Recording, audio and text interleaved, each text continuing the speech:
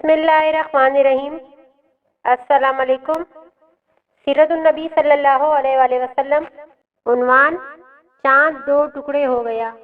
حضرت خباب رضی اللہ تعالیٰ عنہ فرماتے ہیں کہ ایک روز میں حضور نبی کریم صلی اللہ علیہ وآلہ وسلم کی خدمت میں گیا، اور یہ وہ زمانہ تھا جب ہم پر خوب ظلم کیا جاتا تھا۔ میں نے آپ صلی اللہ علیہ وآلہ وسلم سے عرض کیا: اے اللہ کے رسول، کیا آپ ہمارے لیے دعا نہیں فرماتے؟ میرے الفاظ سنتے ہی آپ سیدھے ہو کر بیٹھ گئے۔ آپ کا چہرہ مبارک سرخ ہو گیا۔ پھر آپ نے فرمایا: تم سے پہلی امت کے لوگوں کو اپنے دین کے لیے کہیں زیادہ عذاب برداشت کرنے پڑے۔ ان کے جسموں پر لوہے کی کنگھیاں کی جاتی تھی، جس سے ان کی کھال اور ہڈیاں الگ ہو جاتی تھی، مگر یہ تکلیف بھی انہیں ان کے دین سے نہ ہٹا سکی۔ ان کے سروں پر آرے چلا چلا کر ان کے جسم دو کر دیے گئے، مگر وہ اپنا دین چھوڑنے پر تیار پھر بھی نہ ہوئے۔ اس دین اسلام کو اللہ تعالیٰ اس طرح پھیلا دے گا کہ ثنا کے مقام سے حذر موت جانے والے سوار کو سوائے اللہ تعالیٰ کے کسی کا خوف نہیں ہوگا، یہاں تک کہ چراغے کو اپنی بکریوں کے متعلق بھیڑیوں کا ڈر نہیں ہوگا۔ حضرت خباب بن ارت رضی اللہ تعالیٰ عنہ فرماتے ہیں: ایک دن میرے لیے آگ دکھائی گئی، پھر وہ آگ میری کمر پر رکھ دی گئی، اور پھر اس کو اس وقت تک نہیں ہٹایا گیا جب تک کہ وہ آگ میری کمر کی چربی سے بجھ نہ گئی۔ ایسے ہی لوگوں میں حضرت عمار بن یاسر رضی اللہ تعالیٰ عنہ بھی تھے۔ حضرت عمار بن یاسر رضی اللہ تعالیٰ عنہ کو ان کے دین سے پھیرنے کے لیے مشرکوں نے طرح طرح کے ظلم کیے، آگ سے جلا جلا کر عذاب دیے، مگر وہ دین پر قائم رہے۔ علامہ ابن جوزی رحمۃ اللہ لکھتے ہیں: ایک مرتبہ حضرت صلی اللہ علیہ وآلہ وسلم اس طرح تشریف لے جا رہے تھے، اس وقت حضرت عمار رضی اللہ تعالیٰ عنہ کو آگ سے جلا جلا کر تکلیف پہنچائی جا رہی تھی۔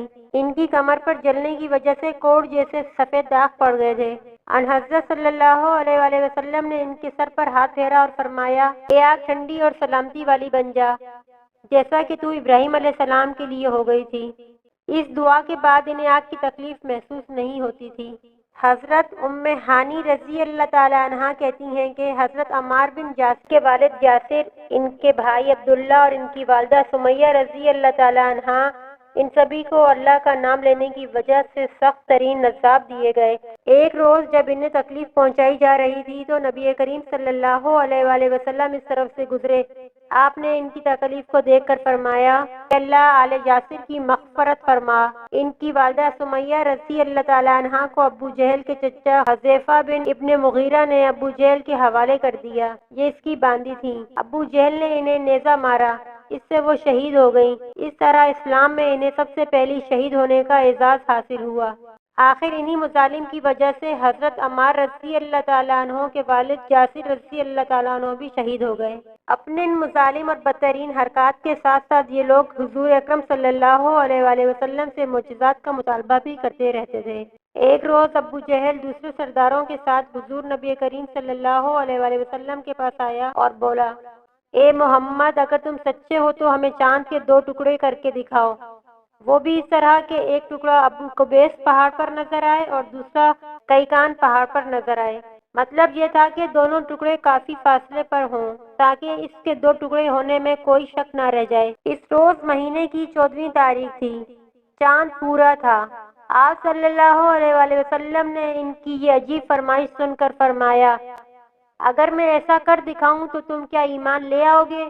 انہوں نے ایک زبان ہو کر کہا: ہاں، بالکل، ہم ایمان لے آئیں گے۔ آپ صلی اللہ علیہ وآلہ وسلم نے اللہ تعالیٰ سے دعا فرمائی کہ آپ کے ہاتھ سے ایسا ہو جائے۔ چنانچہ چاند فوراً دو ٹکڑے ہو گیا۔ اس کا ایک حصہ ابو قبیس کے پہاڑ کے اوپر نظر آیا، دوسرا کیکان پہاڑ پر۔ اس وقت نبی کریم صلی اللہ علیہ وآلہ وسلم نے ارشاد فرمایا: لو، اب گواہی دو۔ ان کے دلوں پر تو قفل پڑے تھے۔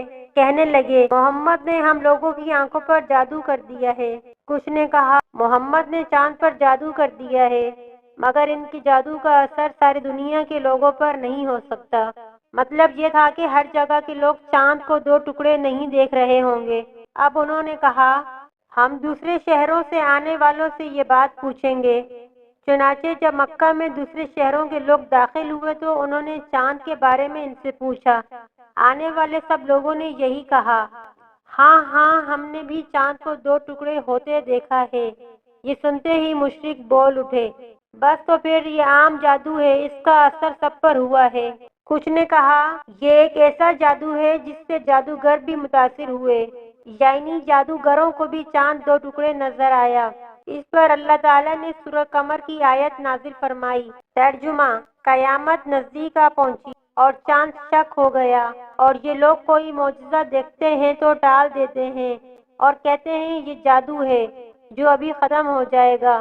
مختلف قوموں کی تاریخ سے یہ بات ثابت ہوتی ہے کہ چاند کا دو ٹکڑے ہونا صرف مکہ میں نظر نہیں آیا تھا، بلکہ دوسرے ملکوں میں بھی اس کا مشاہدہ کیا گیا تھا۔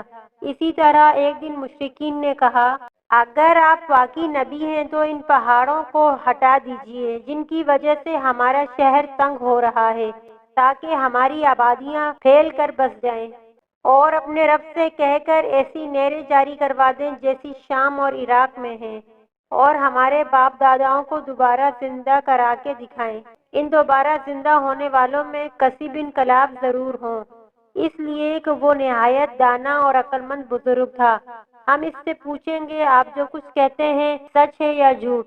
اگر ہمارے ان بزرگوں نے آپ کی تصدیق کر دی اور آپ نے ہمارے یہ مطالبے پورے کر دیے تو ہم آپ کی نبوت کا اقرار کر لیں گے اور جان لیں گے کہ آپ واقعی اللہ کی طرف سے بھیجے ہوئے ہیں۔ اللہ تعالیٰ نے آپ کو ہماری طرف رسول بنا کر بھیجا ہے، جیسا کہ آپ دعویٰ کرتے ہیں۔ ان کی یہ باتیں سن کر نبی کریم صلی اللہ علیہ وآلہ وسلم نے ارشاد فرمایا، مجھے ان باتوں کے لیے تمہاری طرف رسول بنا کر نہیں بھیجا گیا، بلکہ میں تو اس مقصد کے لیے بھیجا گیا ہوں کہ ایک اللہ کی عبادت کرو۔